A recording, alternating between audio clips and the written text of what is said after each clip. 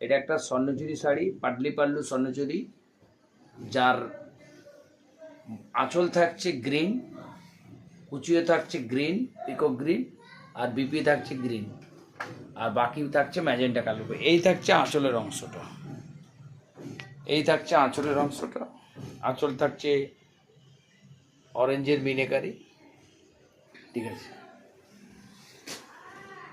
শোল্ডারটা থাকছে এভাবে, শোল্ডারটা থাকছে এভাবে,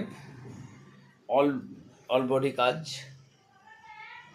ভেতরের বুটিগুলো থাকছে এভাবে, আর কুচির যে বুটিগুলো থাকছে